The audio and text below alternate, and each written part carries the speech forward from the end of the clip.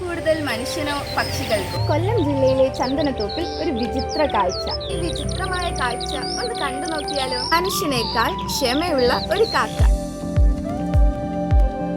അയ്യപ്പൻ്റെ അമ്മ നെയ്യപ്പൻ ചുട്ടു കാക്ക കൊത്തി എന്ന പഴമൊഴിയൊക്കെ അങ്ങ് മാറി. മുന്നിൽ നിറയെ പലഹാരങ്ങളുണ്ടെങ്കിലും അതിൻ്റെ ഉടമസ്ഥൻ കൊടുക്കുന്നതുവരെ കാത്തിരിക്കുന്ന ക്ഷമയുള്ളൊരു കാക്കയെ കാണും. ലൊക്കേഷൻ കരിക്കോട് ജംഗ്ഷനാണ്. 8 വർഷം കൊണ്ട് ഇവിടെ വരും, പോകും. ആഹാരസാധനങ്ങൾ കുത്തിയെടുത്തുകൊണ്ട് പോവുകയും ചെയ്യത്തില്ല. അവിടെ ഒന്ന് ഇരിക്കത്തേ ഉള്ളൂ. നമ്മൾ ഇട്ട് കൊടുത്താൽ അവർ എടുക്കുന്ന അന്നേരം വായിലേക്ക് വാങ്ങിച്ചുകൊണ്ടാകുമ്പോൾ തറയിട്ട് കഴിക്കത്തില്ല. അന്നേരം പോയിട്ട് ഇനി കുറേ കഴിഞ്ഞിട്ട് 1 മണിക്കൂർ കഴിഞ്ഞ് വീണ്ടും ഒന്നുകൂടെ വരും. വീണ്ടും ഇതെന്തെങ്കിലും ഇട്ട് കൊടുത്താൽ പോകുമ്പോൾ ശല്യമില്ല. ആർക്കും ഇവിടെ വന്നിരിക്കും. ആ ഒരൊറ്റ ആളെ ഇരിക്കത്തുള്ളൂ, വേറെ ആരും ഇവിടെ വന്നിരിക്കത്തില്ല. തീരെ ഉള്ളതാണ്. ഓരോ പലഹാരങ്ങളും ഉണ്ടാക്കുന്ന സമയം അവന് കൃത്യമായി അറിയാം. പക്ഷേ അവന് വേണ്ടത് വടകളും പഴംപൊരിയും മാത്രം.